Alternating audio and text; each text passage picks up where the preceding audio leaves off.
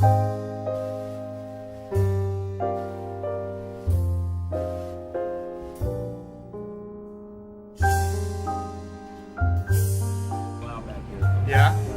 Do you guys want to come in a little more? El Gato Negro.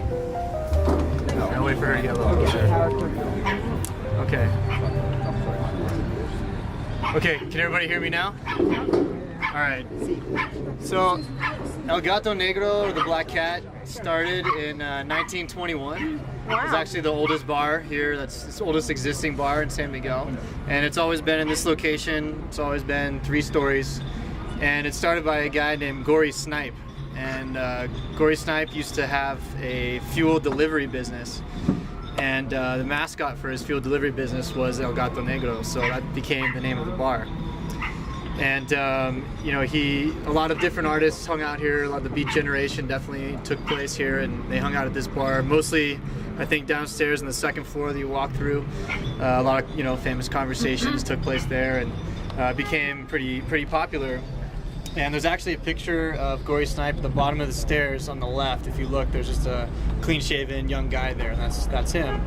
And his son, Jose Luis, is now the owner of the bar. He's our bartender downstairs right now.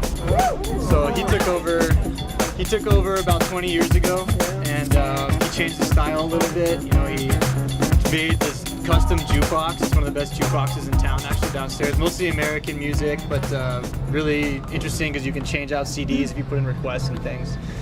And you might have noticed right in front of the bar on the floor is the original bathroom. So the urinal right there. There's a little, it's about this deep, and you could just pee at the bar, and you know, that was that.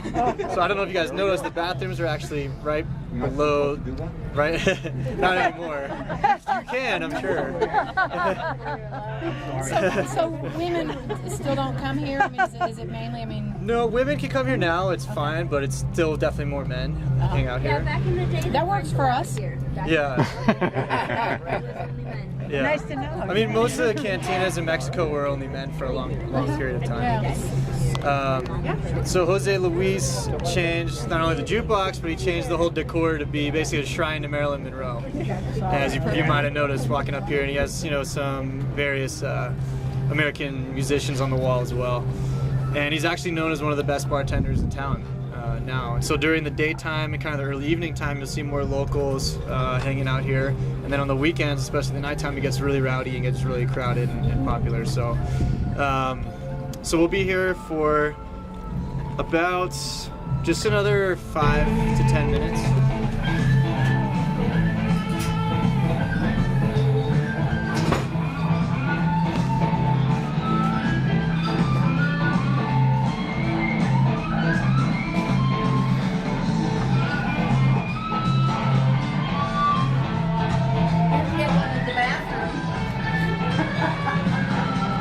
Yes, the bathroom.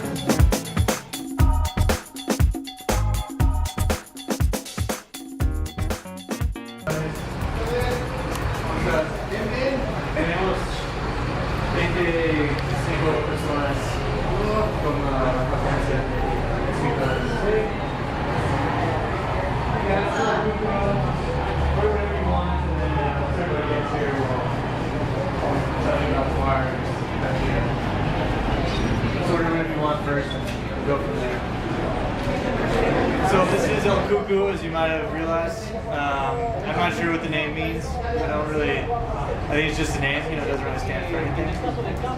And, gracias. Okay, much better. And so this bar started in 1955, right here in this place. It hasn't moved, by the current owner's father. And so it's still a family-run bar. It's one of the older cantinas where, you know, they didn't allow women for many years. You can see under the bar, there's also a urinal under the bar here.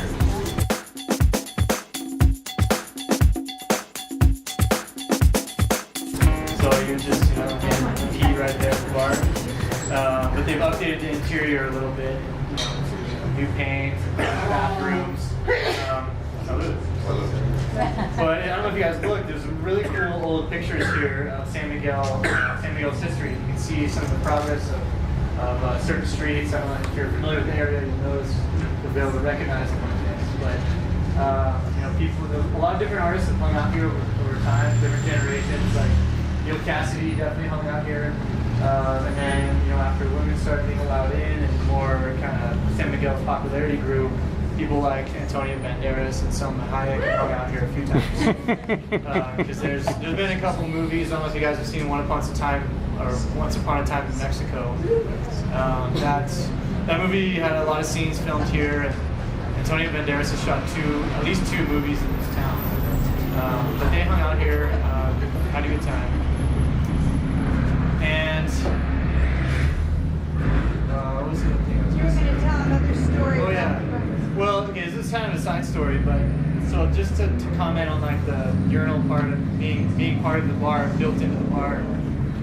When I came here in 1997, I was 18, and I don't know if everyone's familiar with pulque, the drink pulque. Mm-hmm. So it comes from a cactus plant that turns into mezcal, but it's very roughly fermented. It's just basically agua miel, the sweet kind of cactus water that comes out of there is just fermented for a few days, and that becomes pulque. It's really pungent. You have to drink it at the right time. And there's pulquerias. There used to be more pulquerias around town. Now there's only a couple. And pulquerias were definitely only men allowed inside.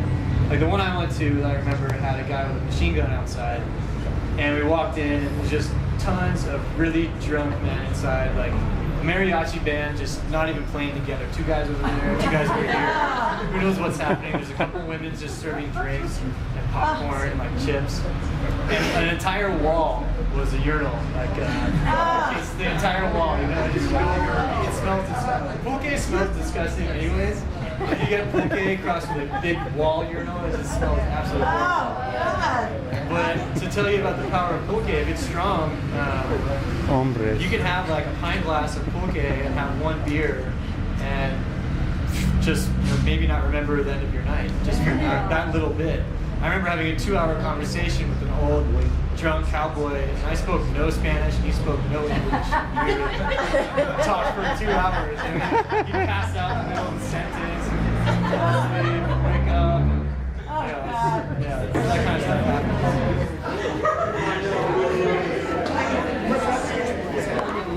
This must be Cucaracha.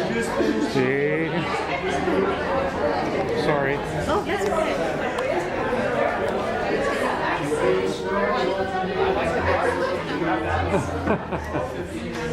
Lo siento.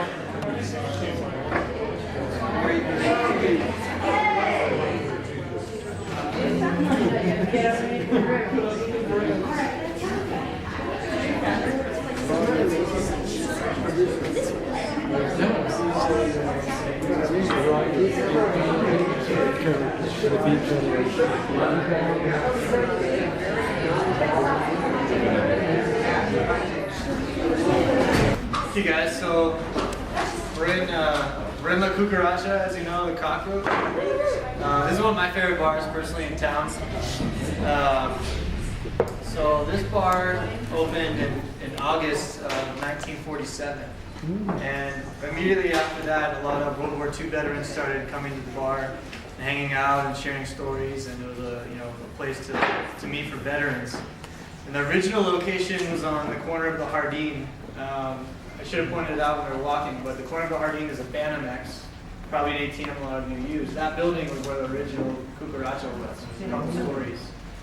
And so a lot of veterans were coming to La Cucaracha and getting more popular. And then around in the 60s, when the beat movement happened, people like Jack Kerouac and Bill Burroughs and Cantina and Allen Ginsberg.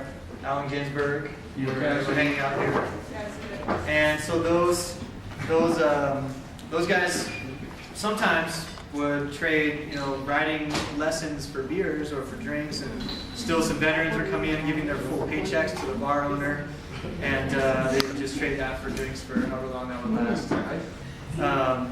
But around after the beat movement in the 70s, the hippie movement kind of caught on to La Cucaracha, and a lot of hippies were coming as well, and then really, like Cucaracha started to become kind of this popular, like underworld, destination for all walks of life.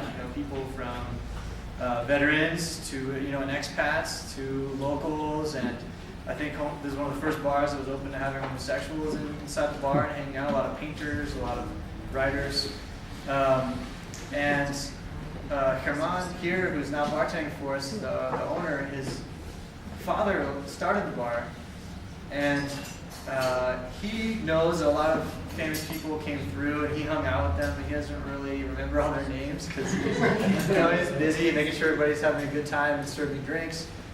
But he does remember that there was one famous writer whose name I can't remember, who had a lot of drinks here, and supposedly that night went and died on the train tracks here in town, on the other side of town. His name, rhymes with wheel. Neil. Yes, Neil Cassidy. Neil. Yes, Neil Cassidy. Yes. I should know, because I've shut down this fucking bar more times than anybody.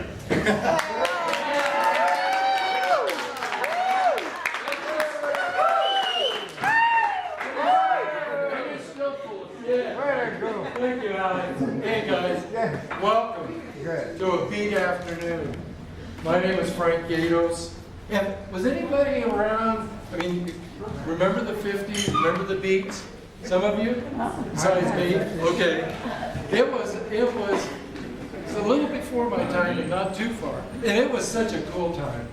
It started in New York, and it came on the coattails of the black jazz musicians in New York, and the cool hipsters, and the junkies, the bums, and all these guys in New York after World War II. And all of a sudden, it became this kind of beat movement. It was, anybody remember a guy named Herbert Hunky? They called him Hunky the Junkie. And he was a New York hipster. And he went up to Kerouac one day and said, "Man, I'm beat." Kerouac says, "Oh, that sounds pretty good. Beat. I think I'll use that." And that's how the beat generation started. Yeah, honest to God, that's how it started.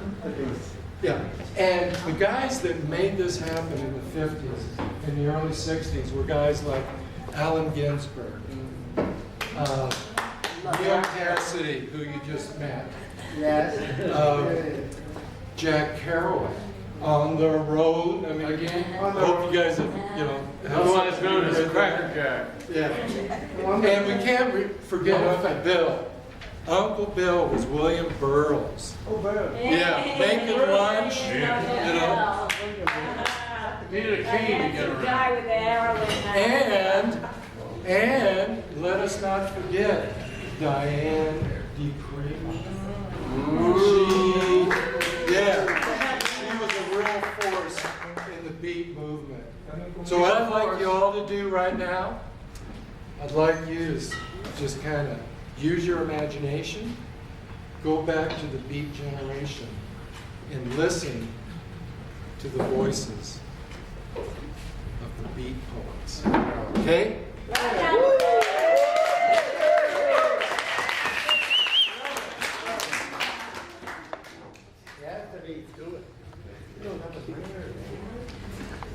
Come on, Alan. What? Do it. Do what, man? Do what?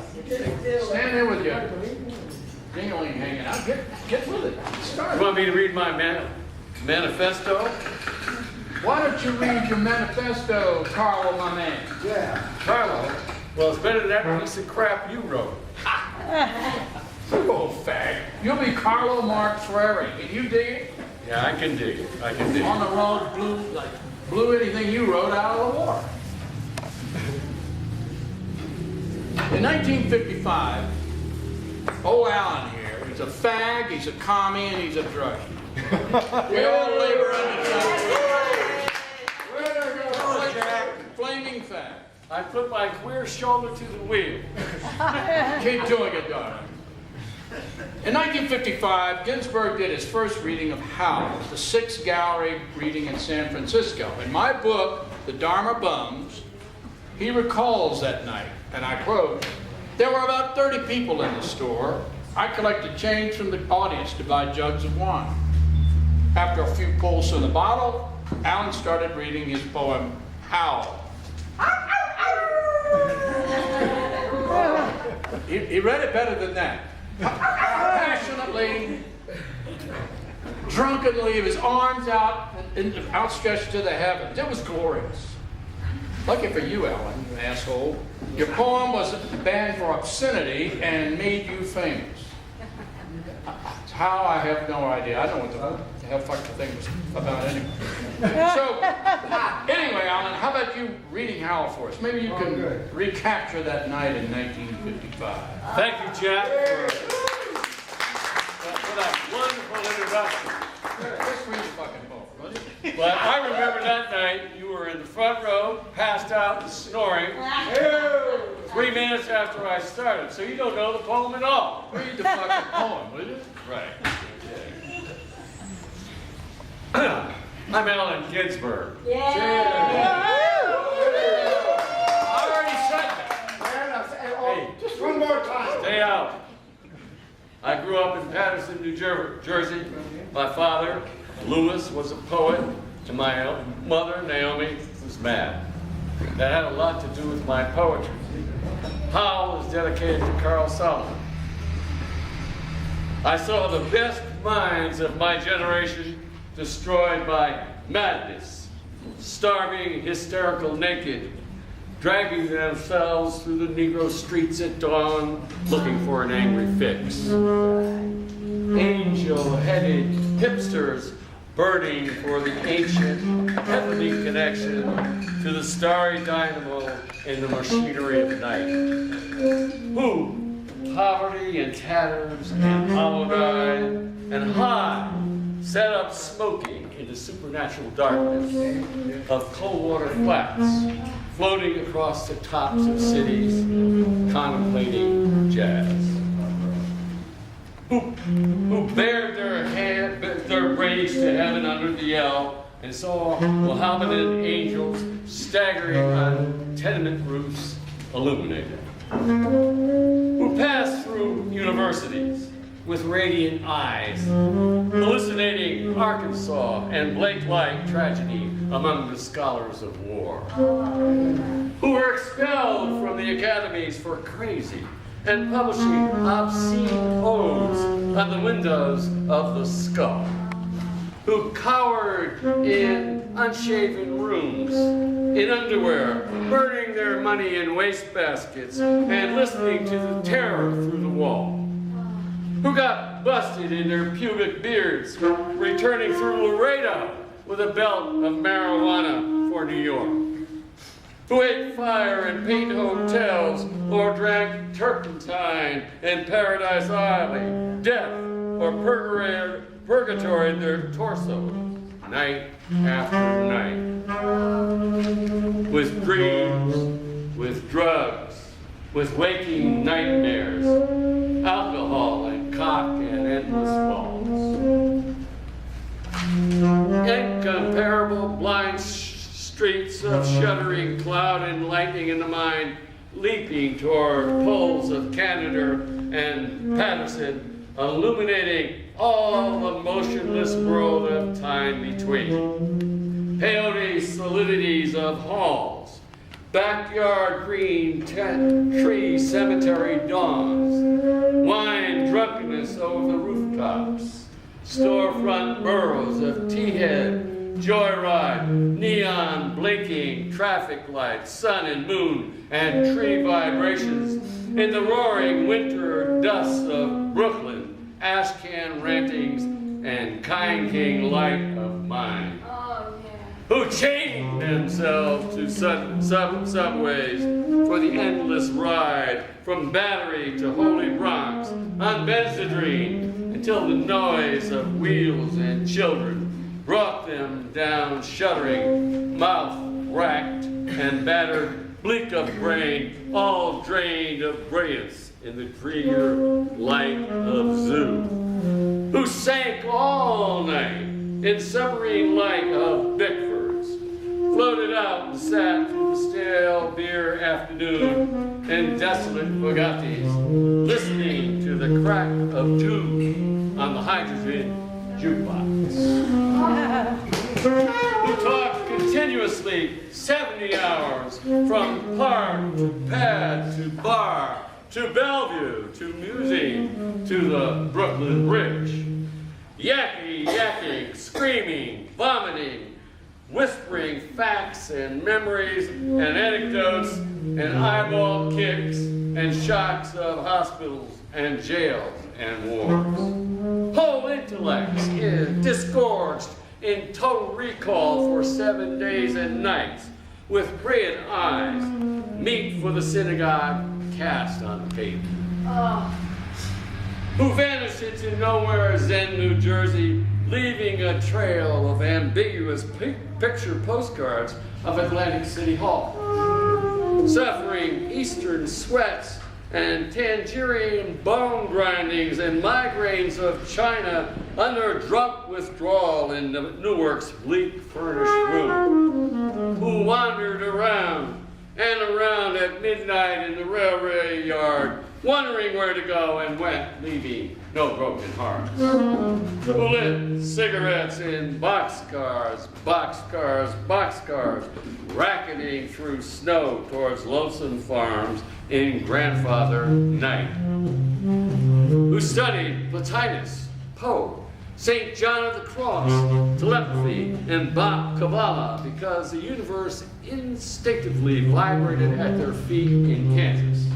Who lounged through the streets of Idaho, seeking visionary Indian angels who were visionary Indian angels, who thought they were only mad when Baltimore gleamed in supernatural ecstasy, who jumped in limousines with a Chinaman of Oklahoma on the impulse of winter midnight streetlight small town rain, who disappeared into the volcanoes of Mexico, leaving nothing but the shadow of dungarees and larvae and ash of poetry scattered in fireplace Chicago, who reappeared on the West Coast, investigating the FBI in beards and shorts with big pacifist eyes, sexy in their dark skin, passing out incomprehensible leaflets.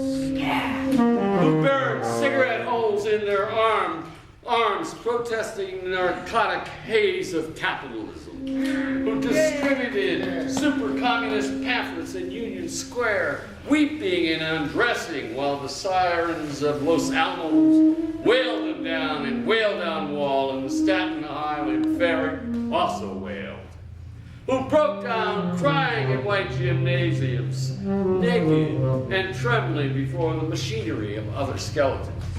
Who bit detectives in the neck and shrieked with delight in police cars for committing no crime but their own wild cooking, pederasty, and intoxication. Who howled on their knees in the subway and were dragged off the roof waving genitals and manuscripts. Who let themselves be fucked in the ass by saintly motorcyclists and screamed with joy. Who blew and were blown by those human seraphim, the sailors, caresses of Atlantic and Caribbean love, who bawled in the morning, in the evening, in rose gardens and the grass of public parks and cemeteries, scattering their semen freely to whoever come what may. This is dedicated to you, Neil.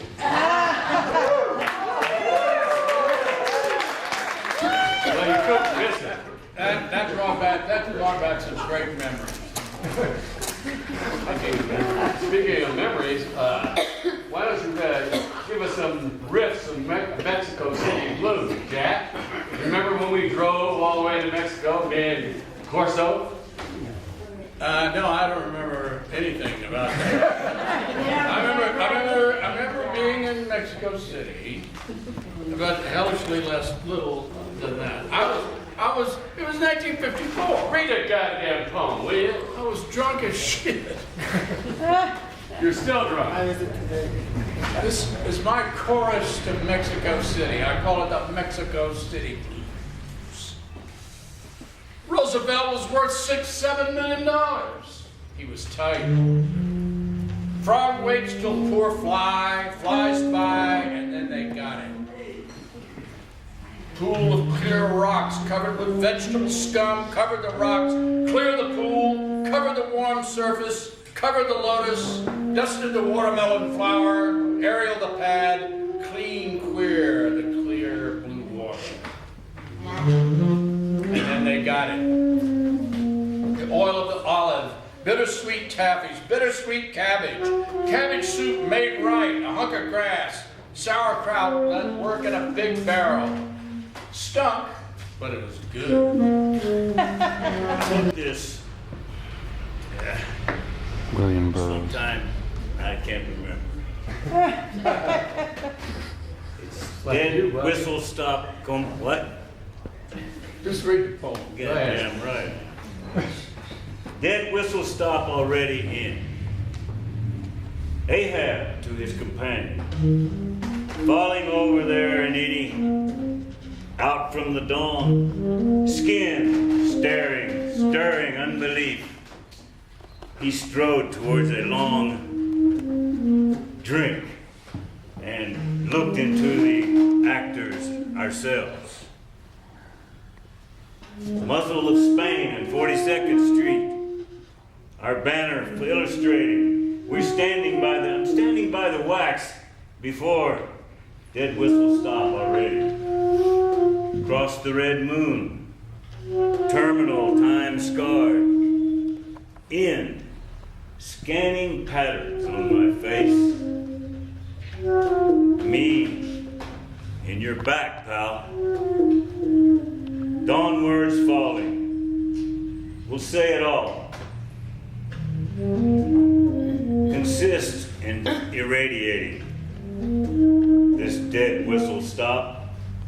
In a language before creation, he strode towards the actors in the city. Here he is now, obsidian morning, sniffing quivering need, masturbating afternoons.